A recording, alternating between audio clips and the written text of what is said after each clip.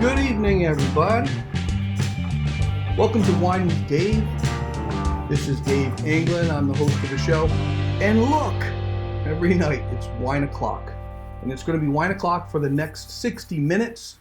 So sit back, grab yourself a cold one, a little glass of wine, whatever you have. I have Cabernet Sauvignon. Oh, look at that. I think I could match my logo up to the glass if I'm a little accurate. Anyway, enough of that. I don't want to break it. I had 2 Wine with Dave glasses that someone gave me for my birthday in June, and I broke one, and I was bumming. So I only have one, so this is rare.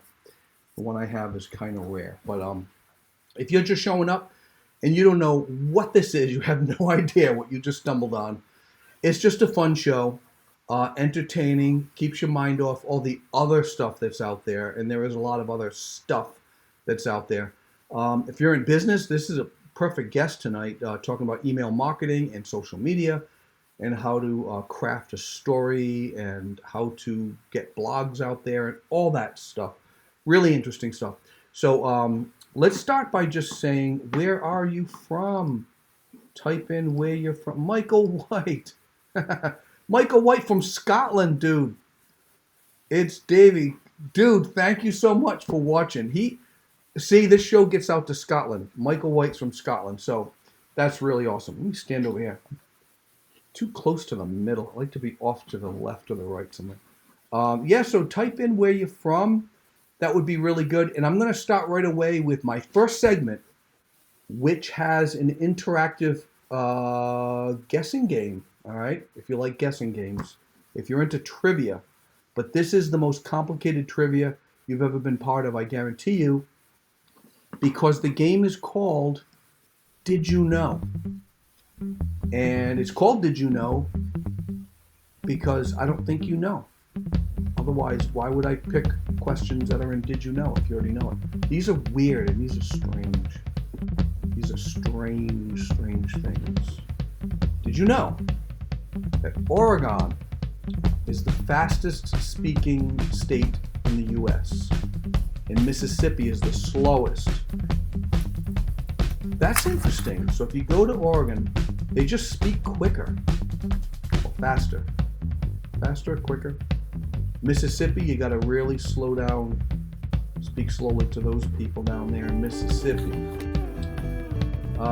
Did you know the word Pennsylvania is misspelled in the Liberty Bell?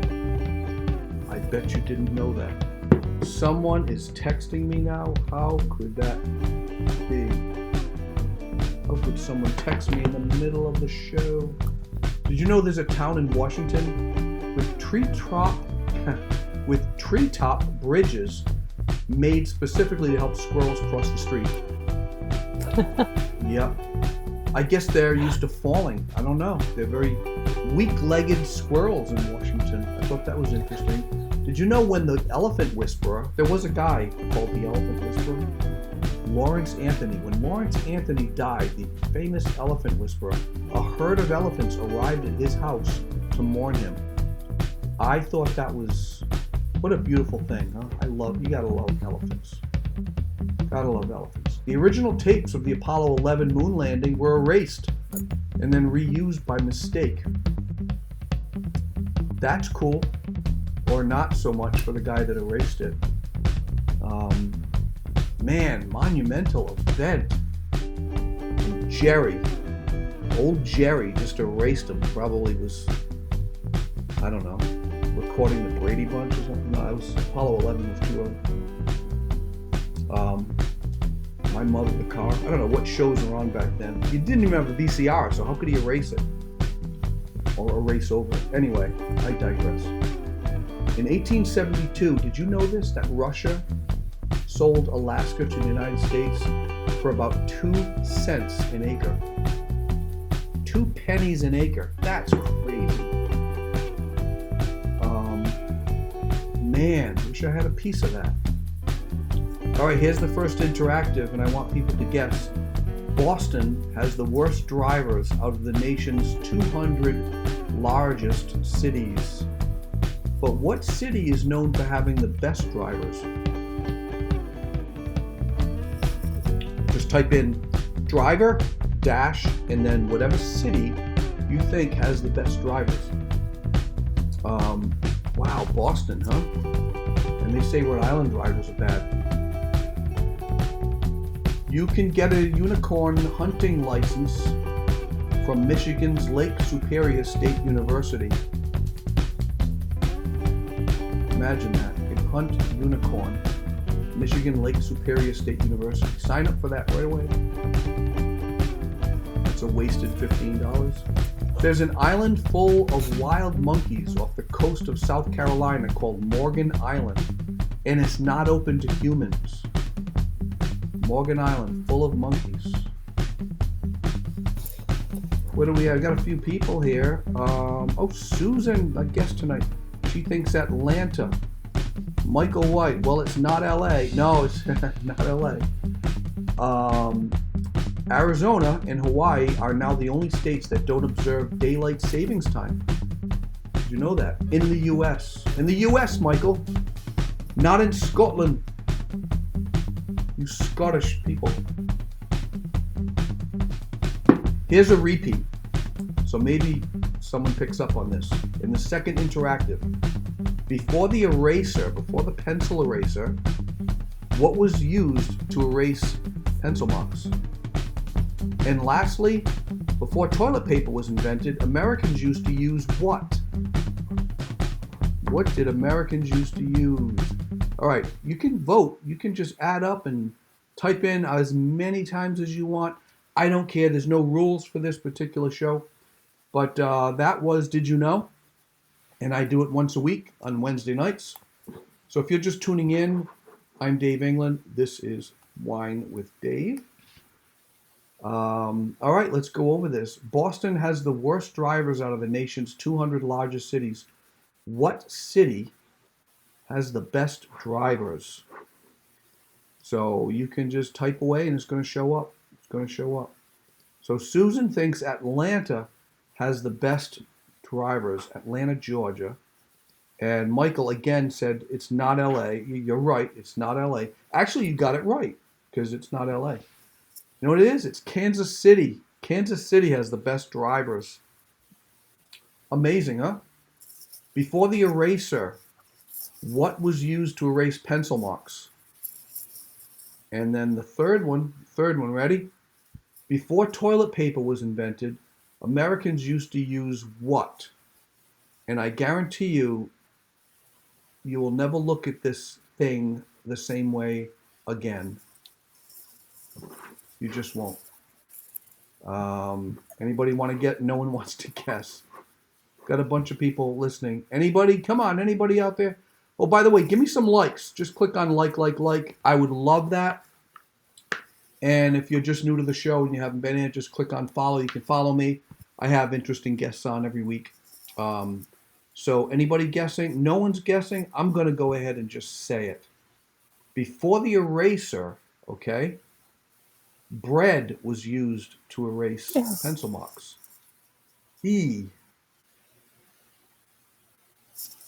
But that's not gross. The next one is, before toilet paper was invented, Americans used to use corn cobs.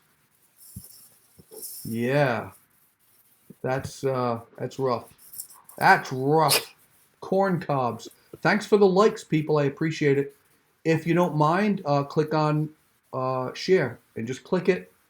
It shares to your page. I'd appreciate it. That way all your friends know that right now you're watching a really cool show. I hope you think it's cool.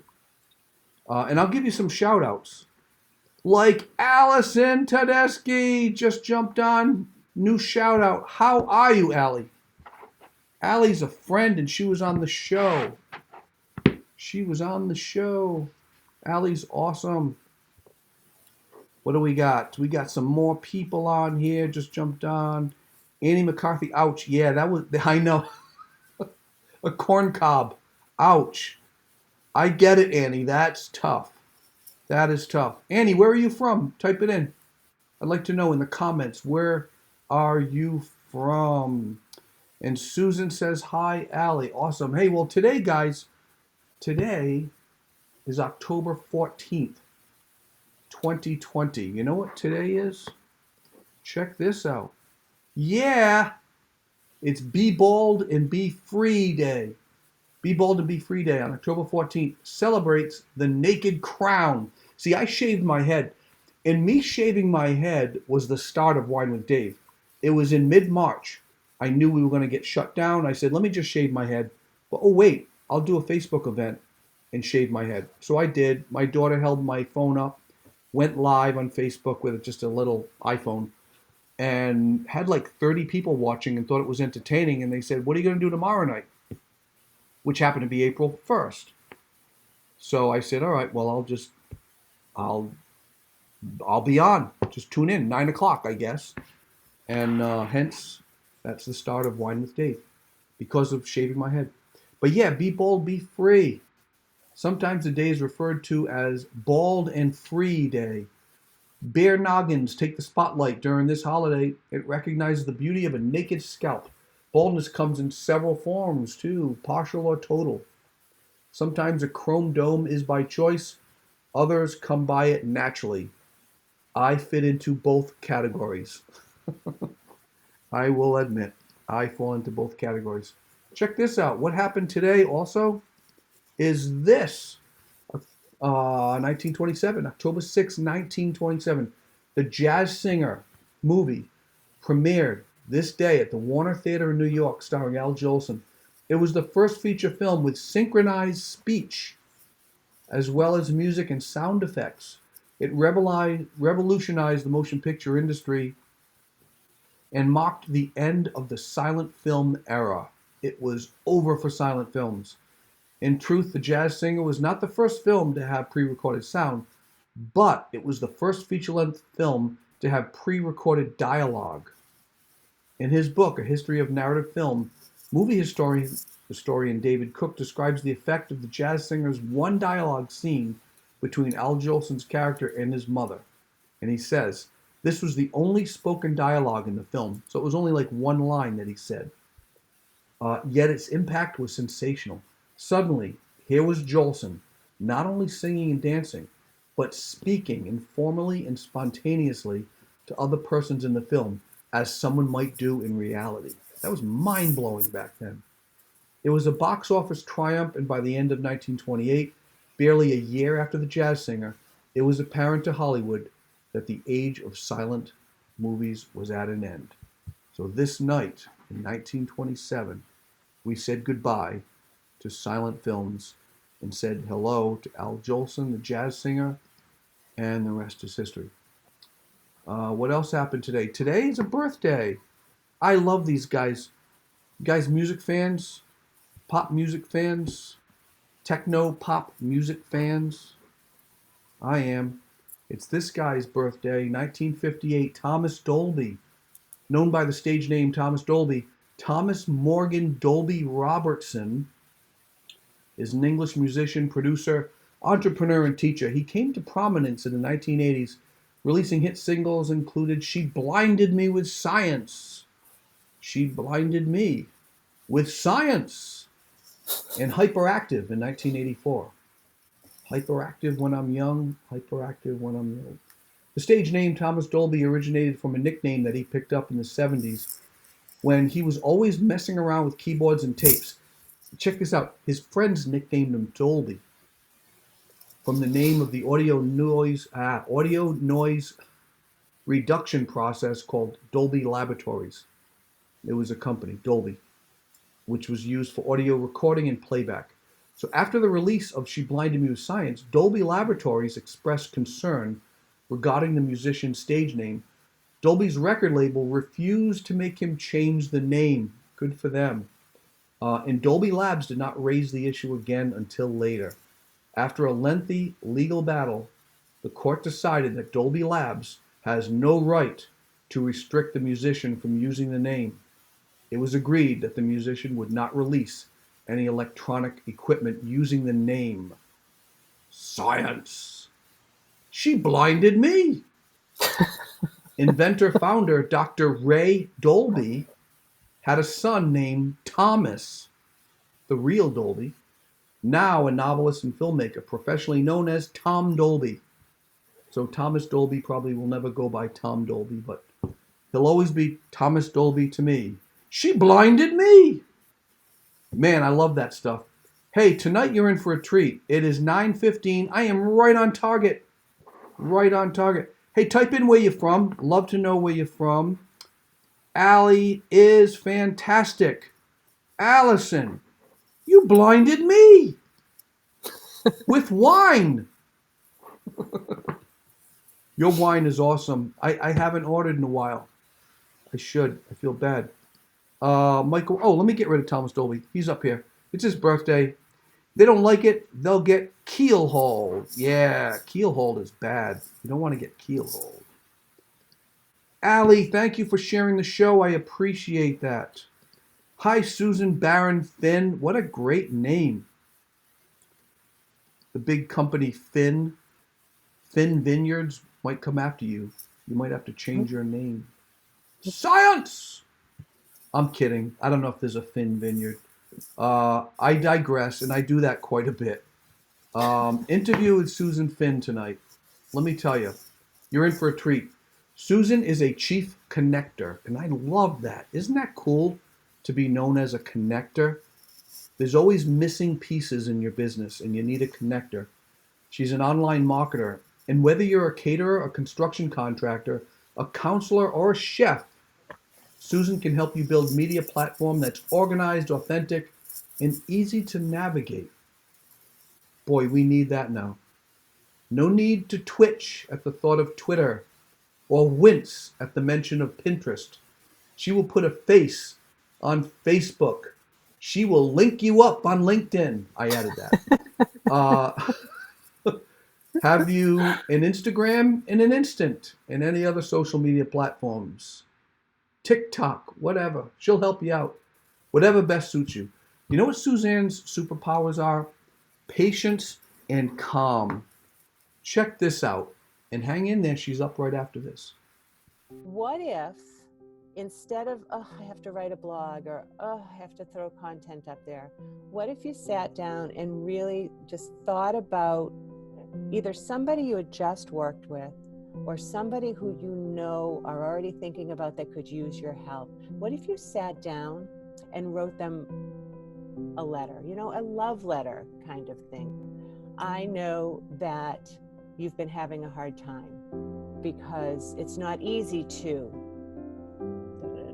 These days, people like you and me are struggling with and I know that, and that's why in the work I do, I address issues. And so to create an email, to create a blog, to post those things out on social, I want to invite anybody who might be listening and struggling with content creation to make a list of the struggles that your potential clients are having.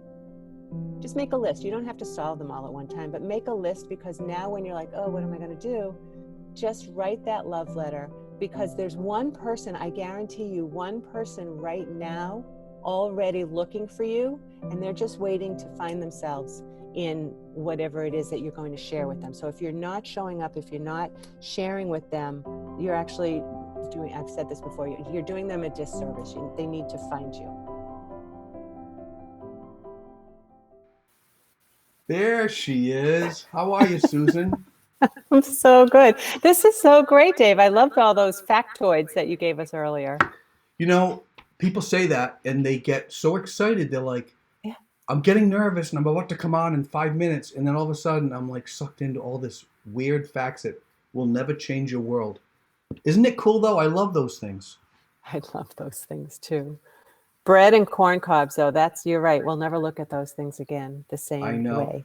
And someone said, ouch.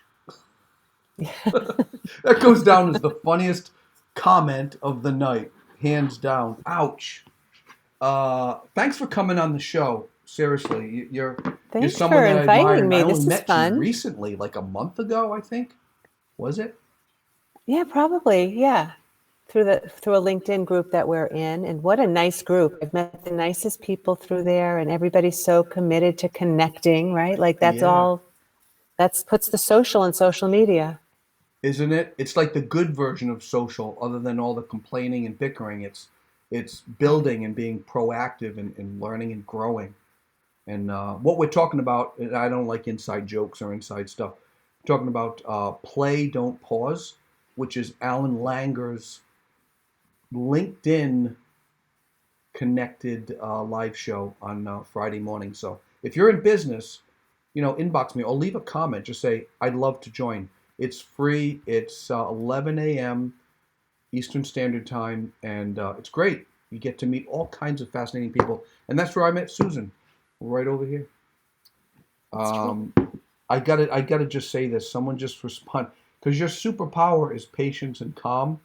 That's Well, true. one of the listeners is from Scotland. It's probably 3 a.m. over there. Ooh. And Michael White, he says, my superpower is rum. Yar. I think Michael is a pirate. I think he's a pirate. Yeah. Actually, I met him on the pirate Facebook page. So he's been watching the show, and it's awesome. So thanks Are for you a tuning in, pirate Michael. also? What's that? Are you a pirate also? I am not, but I had a pirate on the show. Do you know Justin Kerr? I do know Justin. Yes, he was So on he, my interview series as well. okay, well, he came on the show specifically to Yes. talk about pirates and pirate folklore and all that, and really fascinating guy, great designer, and he was on the Yes. show. And Michael saw it, and now he's been following the show. The shows after that have nothing to do with pirates, but he's always watching, which is pretty cool.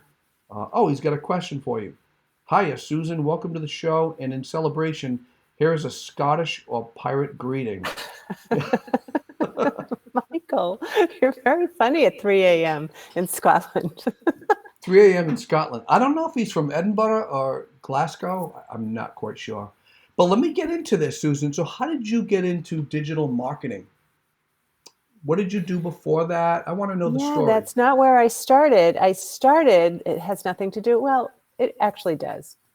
I graduated with a degree in food science and went through laboratory supervisor, and I became a quality control manager at, do you remember HP Hood? I don't know if you had HP Hood down where you were. It's a No. big dairy in Boston and New England, a big dairy. And I became the quality control manager there.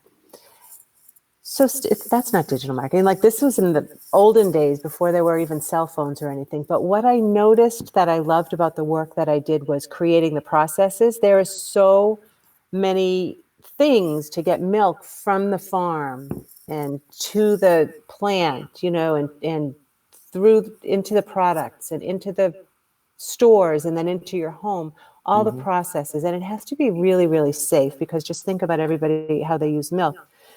So that was what I loved to do, was to do the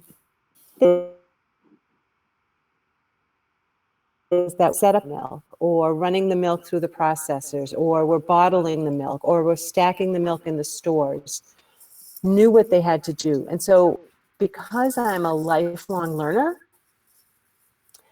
I like processes, because otherwise everything just feels all over the place. Hmm.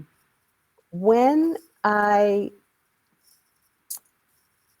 In 1999, my mom had a terrible, terrible car accident, brain injury, spinal cord injury, and she was in Florida. I had to fly her up to here to the Boston hospitals. So between caring for my mom, she moved in with us, and she needed full-time care. Full-time care for my mom. I had my 4 kids in my house, and I also had my nephew living with me. There was no way I could go back to the dairy. So I was able to. I loved digital. I thought it was fascinating, and I got hired by a few companies to start doing their websites, their social. And email marketing was really just starting out back then too. And I loved it. I loved that they had a budget line that I could use to do the things. And what happened was that, along with my life, outside of work, was I noticed that there were a lot of people who were trying to start businesses and didn't know what to do. And the digital marketing could help them. So I started sitting around at dining room table, three of us sat around and we're like, how do you make a website? How do you get a tax number? How do you? And we noticed that there were more and more women who wanted to do the things and needed the support to do the things. Mm-hmm. And that became the Women's Business Network of Southeastern Massachusetts. And it became a women's entrepreneurship vehicle for allowing people to do the things, to learn how to put the website up, know what search optimization was, how to make connections and network. And the more that I realized that's what people needed, the more I realized that I could be doing this for solopreneurs and service-based professionals as well. That's great. That's really good. You went away for a second. I didn't know if you were still there. Oh, I was still there. I just switched it because you were getting into the story. I wanted you to be full screen. And then also, I thought I dropped something, so I had to run around. So you like processes and you like how things are managed. And that's a really big thing with social media. What do you recommend for businesses that feel like, man, the social media thing is just chaos and it's crazy? I mean, you line up perfectly with that because that's your nature, to make sense of it all, is, right? but I know, but you know what? Because I work with a lot of solo professionals and they're trying to do everything, like they're wearing all the hats. Mm-hmm.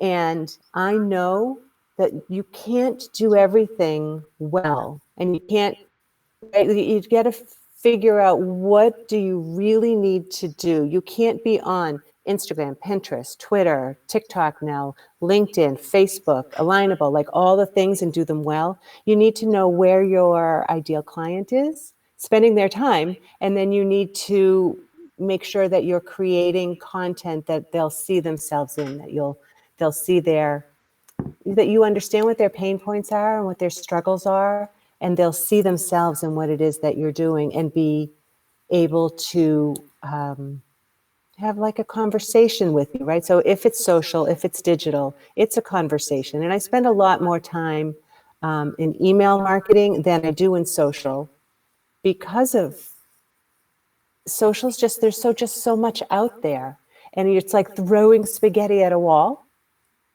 And email is like if you took that same pot of spaghetti and you put it on a plate, and then you put some sauce on it, and you put a meatball on it, and somebody has said to you, you know what, I'd like to be on your list. They've opted into your list. I'd like to be on your list. I'd like to come in and learn from you. And you say, here you go. Here's all the content I have. You can have some more. And would you like some cheese on that? And you just keep giving them and giving them and giving them what they need, what they're asking for. And never worry about giving too much, because it's all out there on the internet anyway. If somebody needs you, they're going to see that you're the person to solve their problem. And that's what I love about email marketing. I think I went off track there. You were asking me about social. No, but fine. It always does lead back to email for me. Yeah. And email it's hitting a nerve with you. You like that.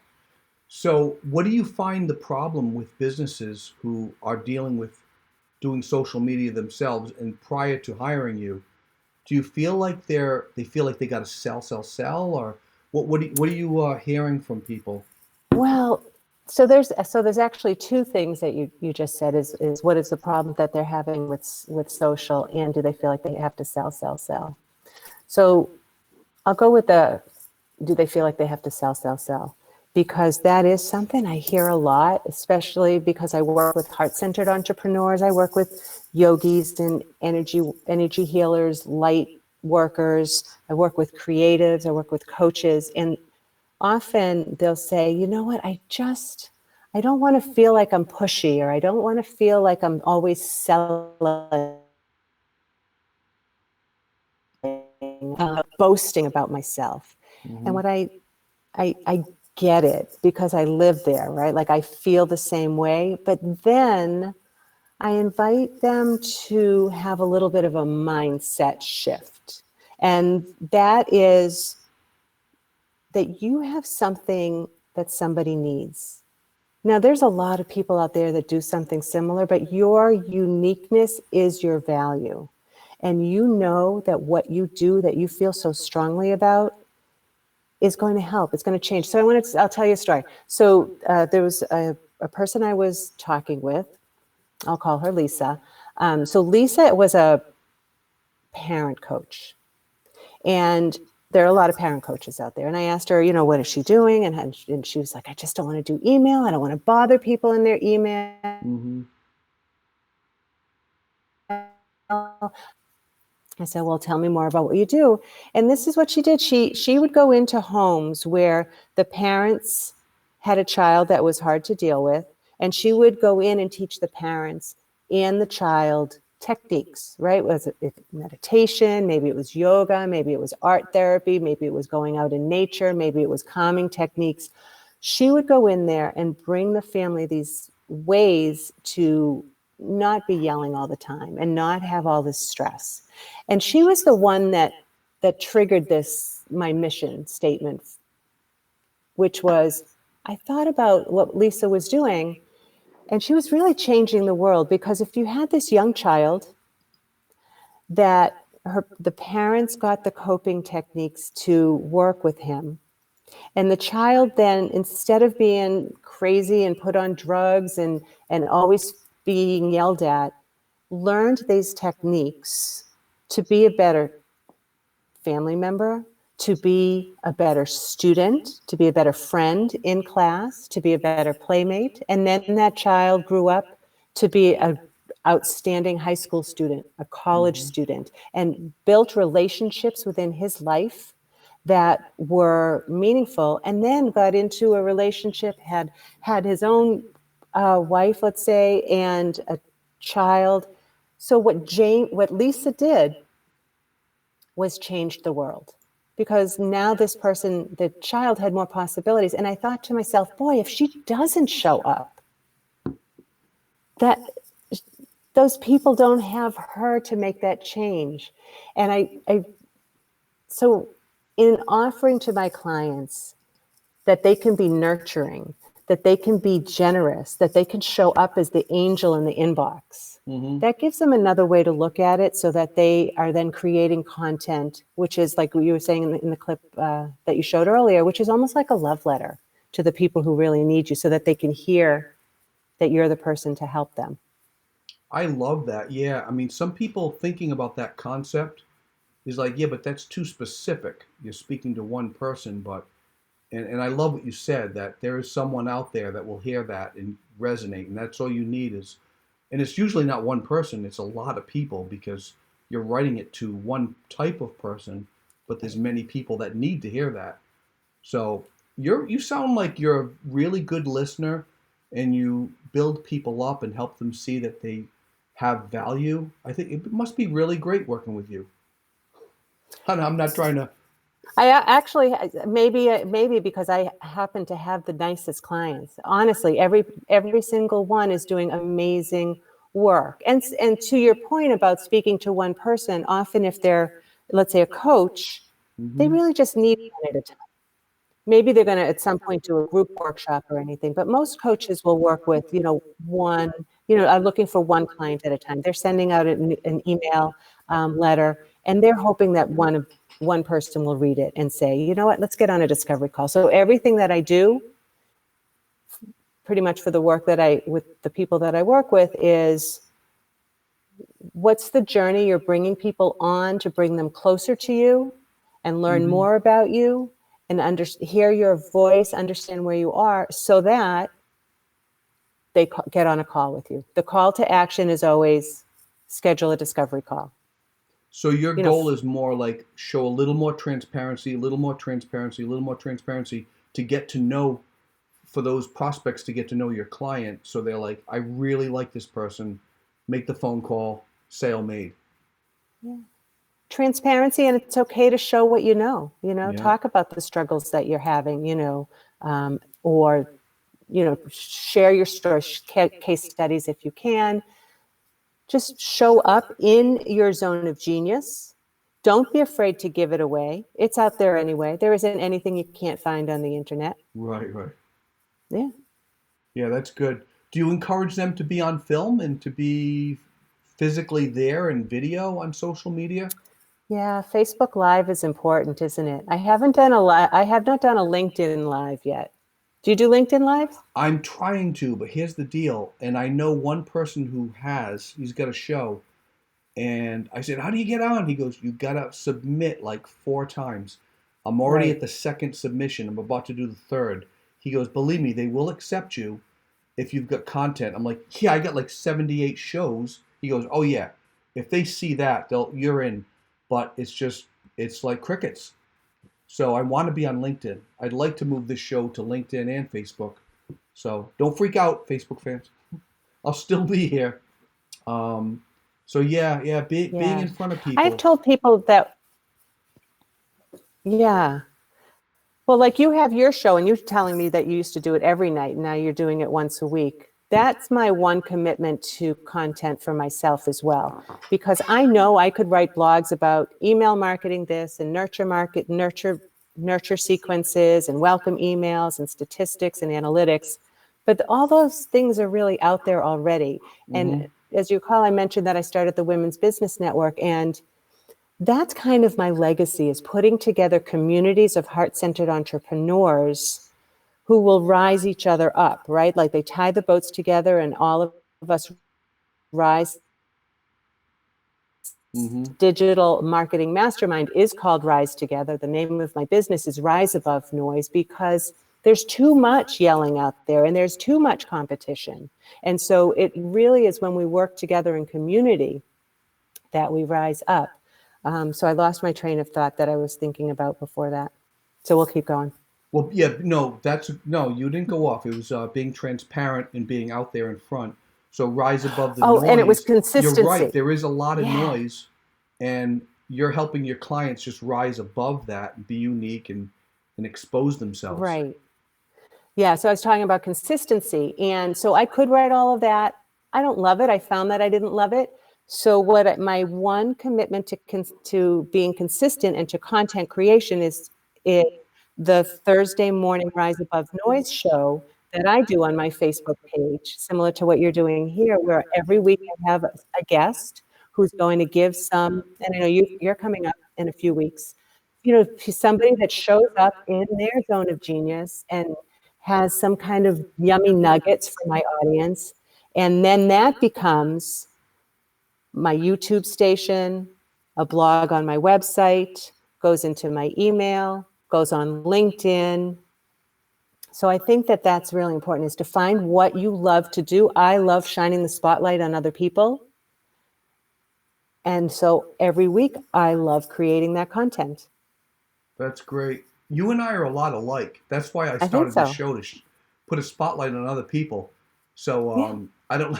If you try to show the spotlight on me, I'm going to grab it and spin it on you, and you'll just keep. We'll have a battle between like, no, no, no, no, it's about you. Because I've always been fascinated with people. You must be the same way. You must love sitting down, grabbing a cup of tea somewhere, even pre-COVID, and just listening to people. I think you're that kind of person. I Yeah, see you that way. I think you're right. We have a comment from someone. Kathy Ripley Green, Susan Barron Finn is the real deal. Check out her Rise Above Noise programs, which we just talked about. She knows her stuff and teaches you what your stuff should be. That's awesome, Kathy. Thanks for coming on. You I got a paid Kathy kiss. to do that today. You got a digital kiss, Kathy. You see that? You did. We And can a do hug. kisses. And a hug, my friend. And a hug, and a hug. And by the way, Michael White still here said, "Yep, Edinburgh." So it's got to be 4 a.m. in the morning for him. This is good. This is really good. Do you have a favorite digital media platform? Is there one that really helps Well, email. your client Yeah, get the message out? definitely email. I was on a call today. Oh, and then there was one a couple of weeks ago in that other group too, where people are talking more about Instagram. And I'm going to dig into Instagram. I don't know if I'll use it for my own business as much. I do just the regular posting. I'm not trying to build too much, but just enough that I show up. But I'm starting a business with my husband. He's a brilliant cabinet maker. He can make anything out of wood. He's done this whole house. He's made all of our furniture. So we're starting Soul's Loft, handcrafted woodworking. And I think that we're going to go on Instagram for him. So jury's still out on that for us. I'm leaning more towards LinkedIn these days because I find it's less angry. I feel like Facebook is angry and loud, and I also feel like there's a lot of imposter syndrome or fear of missing out. Like there's just a lot of emotions in Facebook. I'm there because that's where my clients are, and I like to have conversations. But as far as growing your business, I think LinkedIn, depending on who your people are, but then hands down, email marketing is where to put your time and effort and money. It's like it used to be a $30 return on every dollar you spent on email marketing, and I think now it's up to 40 because everybody's home. That's amazing because people always open their email. They're not always opening Facebook or LinkedIn. I mean, that's an interesting thing. And even text messaging. What do you think about text message marketing? Do you feel like it's the I brother to or the sister to email marketing? I personally do not like it when I receive text messages in marketing, so I won't recommend it that my clients use it for others. I think it's great to communicate with your client Mm-hmm. or whatever they call that with although I do like the coupons that Keen Shoes gives me. Keen Shoes follows me everywhere. They've got me tagged, but they're always sending me coupons, so that's okay. Yeah, I use yeah. Voxer. Voxer is not really social, although I guess it could be. I do like Voxer's kind Voxer. of a It's nice for my clients to be able to reach me real quickly. mm-hmm. I like that. And there's another one. Well, I guess it's a more platform. I've been using Kajabi, not really for social, but for my membership group. Another friend of mine is using Mighty Networks. And so we're creating communities that can be digital. We can have conversations on these platforms Mm-hmm. if we don't want to go over to Facebook. Right. Well, I think for me, I think text messaging is really good for restaurants where the text goes out right around Oh, yeah. lunchtime because everyone has to eat. So that's good. But yeah, it can be very disruptive to someone's day to receive like ding and they look at it. I mean, the open rate's like 98%. It blows everything else away. However, it can be annoying too because Yeah. that's personal. That's your phone and you're getting a text. So the opt-out rate Right. could be pretty high. Um, which platform are you haven't tried yet? Have you been on TikTok yet? Has I that have not really done been? TikTok yet. Have you? Yeah, I'm on. Yeah, I'm for a guy in his 50s. I'm dominating. No, at Oh, yes, you 180 are. You have a lot followers. of, because you have all that creativity and creating things. I should check it out. Well, I jokingly say I got 180 followers. That's a lot for a guy in my age, but that's not a lot. That's 180 is not a lot. But I'm approaching 200. But I just do goofy things. It's not at all to to try to get work. But there are a lot of thought leaders on TikTok. It changed over the last 3 months since COVID. I am seeing a ton of people getting on there with 1 minute videos saying, check this out. If you go to LinkedIn and you click on this and blah, blah, blah, and click on that, and then you can find out the person you're trying to, and this is great. Follow me for more tips. Boom. Yeah. There's a lot of Yeah. people doing that. Quick Yeah. little ice cubes of knowledge just they're dropping in TikTok. It's not just silly videos of people falling off skateboards. So it is changing. A lot of people like you and I probably should consider it. Um, I think you're probably right. I should check it out. but it's so quick. I mean, it's early stages of becoming like a LinkedIn of short form video for them. So anyway, Interesting. Well, and the other thing that people don't really talk about that much, but I found it to be a great traffic driver. But then there's another but is Pinterest, which you think about it. Oh, it's for decorating or for the ideas or whatever. But with my caterer, we do Pinterest, and it's the number one driver to the website, which is amazing. But that's because there's a lot of brides. He does a lot of weddings. So Pinterest is the number one driver to the website. However, it is not coming up high as far as conversions. And when I say conversions, I mean when they come in through Pinterest, they're not filling out a request a quote form right away. But we're using that to use the retargeting part of the pay-per-click, so that when people click through on Pinterest, they don't go right to the request a quote, but now B&M Catering is going to follow them everywhere, just like Keen Shoes follows me every place. So that's like they see something on Pinterest that's very interesting. The 9 things to do before you blah, blah, blah, blah. They click it. It will take them to the site. That's right. So it's helping traffic. But does it consider itself as a backlink or no? Because, backlinks are then powerful, what happens is that adds the cookie. So if they visit the site, now the cookie goes onto their server, and now we're going to follow them around for 90 days. Okay. And then you can follow them around with a Pinterest type message, or if they're just looking for a barbecue, looking for a clam bake. This is a nice place to shout out for B&M Catering, especially for your Rhode Island fans. B&M Catering is pretty awesome. Right, and they have delicious cornbread. It used to be all about the candle making and cornbread and how to take a pallet and turn it into a fence, which we did, by the way. We got a bunch of pallets. It was a guy that was giving a bunch away for like $5 each. Yeah. It was like $50. We got like 10 pallets, and we stood them up on the end and riveted them all together. And these pallets they're old and rugged and rough, and it's a great little dog fence that we have on 2 sides of our house. And people come by and they're like, "That is awesome." I'm like, Pinterest. You learn so much on Pinterest, but man, do I get lost on Pinterest. You could spend hours there, and I mentioned that my husband is a gifted craftsman, and so he does get a lot of ideas.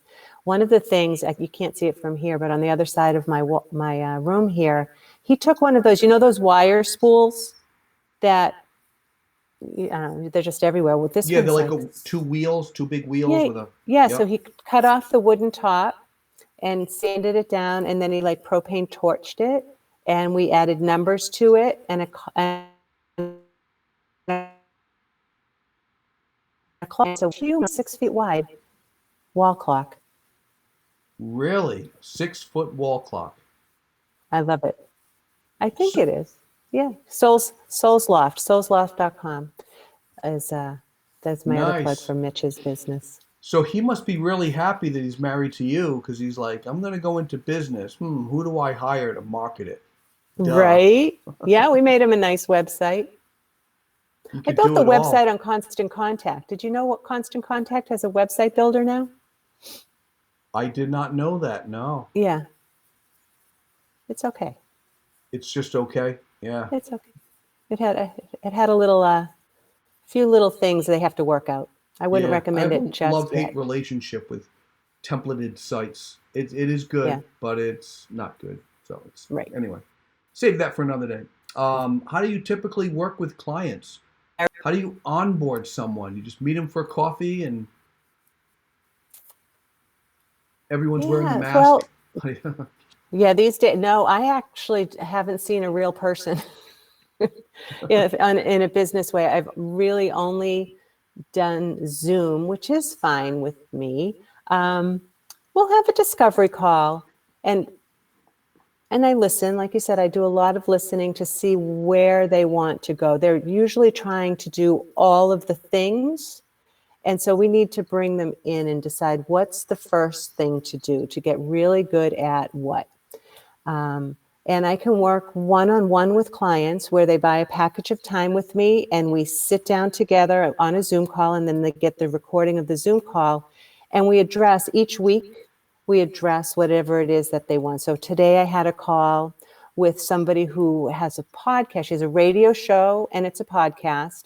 And what she would like to do is get more people, of course, to listen to the podcast, but also to start monetizing it, so that she's looking for sponsors. She's two things. She's looking for new, interesting guests, and she's also looking for sponsors and perhaps people to donate to help support her podcast. And so up till now, it's just been there and not being shared anywhere. So we're talking about today we talked about sharing it on LinkedIn and how to create content from the transcriptions of the podcasts that she already has, and connecting with past guests and connecting with past businesses that she's worked with, and just building the relationships on LinkedIn and growing her email list, which it always comes back to email for me, because again, you can, like social, you can miss it, like just miss it. And I know email, right now, email open rates are not great. I mean, they weren't great before. They were maybe 25, 30% for industry standard, but now there's so much more going on that it's maybe around 20% open rate and a smaller click-through rate. So you have to be so much more strategic in how you're building your list and the conversations that you're creating so that people look for them and they'll actually open them instead of just doing that whole bulk delete thing. Right. You want people to flag it and say, I got to read that later because that's good. I'm waiting for that. I noticed behind you, you have talk triggers. I do. Oh yeah, Tell you me and I about that talked book. about Tell that me about before. what inspires you, books that inspire you. Oh, I love my books. I love Talk Triggers with Jay Baer. Jay Baer is so creative and so interesting. You and I had talked about the DoubleTree cookie thing. Like, you have to have something that's going to make people talk about you. What is your talk trigger? I would imagine your talk trigger is your show, Dave, and we talked about Justin, and his talk trigger is that he's a pirate. I'm not sure what mine would be. Maybe it's that I'm calm and patient. I love Donald Miller, Marketing Made Simple. And right now in my marketing mastermind, we're doing The Go Giver by Bob Berg. These all resonate with me because they all talk about being nurturing and giving and not being Sally, but also having a way that you show up. My favorite is Marcus Sheridan, They Ask You Answer, which is keeping track of every question anyone has ever asked you and just answered on your website. Great for search optimization, great for engaging your clients and helping them to get to know you. And we just finished last month in the networking group. My mastermind. We did The Referral of a Lifetime by Tim Templeton. Wow. That was a good question. I could have talked about that all day. That's a great title. I love that, Referral of a Lifetime. Yeah, you a big Seth Godin fan? I'm sorry? Are you a big Seth Godin fan? Oh yeah, I have Malcolm Seth over Gladwell. there. He's putting on something in a week and a half. Next week, I'm signed up. You signed up, so I'm going to be there too. That's good. Okay. Also, podcasts. I listen to Social Media Examiner with Michael Stelzner. He's putting on something the same day in the morning. Did you get on? He's got something free coming up. Yep, I'm on that. So it's going to be a whole like information overload day for me on that same day. That's really cool. Yes. That's awesome. Hey, thank you for coming on the show. Seriously, it's been really good. Froze. Did I lose you? Oh, there you are. For a second, we were frozen. We were frozen for a second. I know. We're frozen too early. It's not December yet. Can't get frozen too quick. It'll come quick enough. Tell me about your show. I do want to know about that. Rise Above Noise. Let's talk about that. And if anybody has any questions for Susan, she's super nice and super awesome and super intuitive. I can tell already with what little I know about her. But ask any questions you have about gaining customers and how to be on social media. Just type it right in there. Love to hear your questions. I know there's a bunch of people. There's many sites we're sharing this out to. So if you want to leave a question and you're not on Wine with Dave Facebook page, just skip on over to that page, Wine with Dave. Type it in. It'll show up on the screen. So yeah, let's talk about Rise Above Noise. So Rise Above Noise is a Facebook group, and it's for heart-centered entrepreneurs, service-based professionals, and we share hints and tips and strategies around digital marketing. But on Thursday mornings at 10 o'clock, as I mentioned, I always have a guest. Last week we had Jessica Miller, and she talked about money mindset, and that was so inspiring. Because just like people have issues around wanting to, market or sell, or the issues, that we also find that a lot of people have mindset issues around money. Either they come from a place of scarcity, and so that they're holding on too tight. Well, anyway, she covers it way better than I do. That was Jessica Miller. We've had some wonderful, wonderful guests, and I know that Dave is going to be a guest in a few weeks. You can find all of the recordings on the Rise Above Noise Facebook group. It's free. Come on over and join the conversation. It's also on the Rise Above Noise YouTube channel. All of the interviews go up there, conversations with heart-centered entrepreneurs. Wow, you're really cranking. Have a lot of guests. How long have you been doing this? I don't know. Maybe 3 years. 3 years you've been doing this? I think I have over 100 YouTube videos up. And it's so interesting because at the beginning, right, I was like, oh, Facebook. Oh, and this is how it happened, right? When Facebook Live happened, I was like, oh my gosh, it just feels so weird just to talk to a computer. Like, this is just so weird not to have a person on the other side. So that's when I decided to upgrade the Zoom, get the webinar thing on the Zoom, and be able to actually put the spotlight on a person. And then when you put it up on YouTube, so again, if you're consistent and you do one a week for 3 years, that's 150 YouTubes. That's a lot of content. I've been with B&M Catering for, I think, 8 or 9 years, a blog a week for that many years. That's a lot of indexed, keyword-rich pages. Mm-hmm. That's their commitment to content. And it works because their organic ratings are fantastic. And so then when we do any paid pay-per-click, our bids can be much more competitive because they've got good organic ratings. You and I have to talk about that. You're a little more advanced in the YouTube world. So my goal is to get all these shows on YouTube. Oh, yes. It's just going to take a while, but I need to just devote one day of just upload. So yeah, this is episode 78. So I got a hefty amount. No, that can take a while. When you do it, so anybody who does put up on YouTube, anything that you put on YouTube, so here's a tip, is to make sure that you're filling out the description on it. So that two reasons. One is always have your call to action, whatever your call to action is. Schedule a call with me, download my freebie, whatever that is. But all of that text that you put in there is all searchable. So make sure you're using your keywords in there, because it's owned by Google. Yeah, and otherwise, if you don't do that, it's just a video which is not searchable. Correct. Yeah. Right. People think, oh, I got a video on YouTube. That's a really good point, Susan. Fill that out. The other thing I heard, it was a trick, was the closed caption.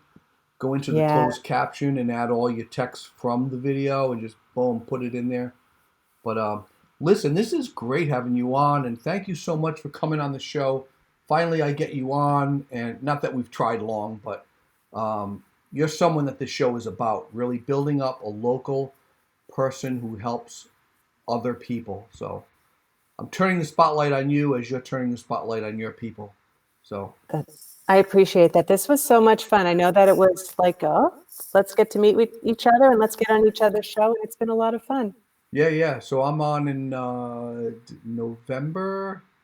I think so. I'd have to look at the calendar. Yeah. So look for me. It's not about me, but coming up, I'll be on the show. So That's Rise right. Above Noise. Looking forward to that. Thank you so much for coming on, Susan. And you take care and have a great night. And we will see you on Friday, actually. I'll see you Friday morning. Thank you, Dave. All right. Thanks to everybody who came here today, too. If you have any questions, just find me and ask me. I'm super easy to find. Absolutely. Yeah. And give us some likes. If you're watching right now, just go ahead and click on the like button. It's like throwing $1 in the hat when a musician's playing. Just click on the like. It really helps the show to stay active on everybody's feed on Facebook. And that's what it's about, to get the word out. Thank you so much, Susan. Take care. Thank you, Dave. Bye. Bye-bye. That was great. She was awesome. She's a really good woman to know, a good resource. And Susan, if you're still there, I think you still are. Just stay on. We're going to have an after party. It's going to happen in about 5 minutes, so just hang in there. Yeah, someone asked me that last Friday. I had someone who was commenting saying, how do I get on the after party?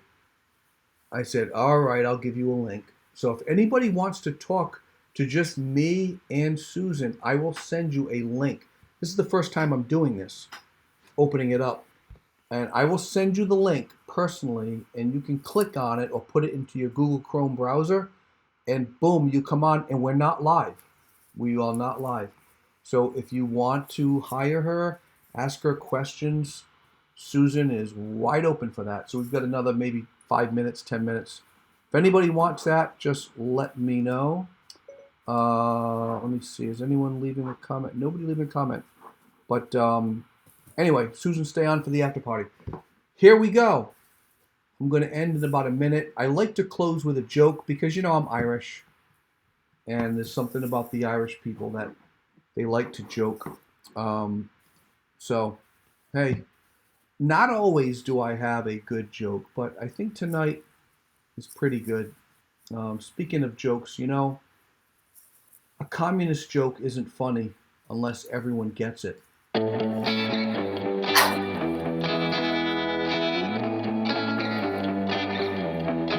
didn't get that. Could you try again?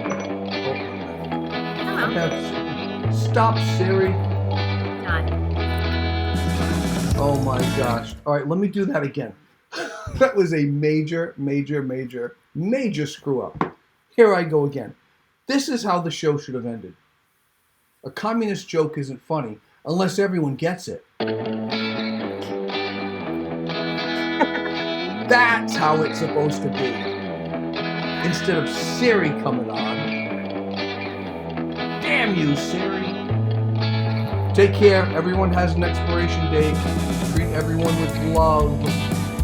Maybe your last conversation with them. I've been there. Done that. Love everyone, everybody. See you next week.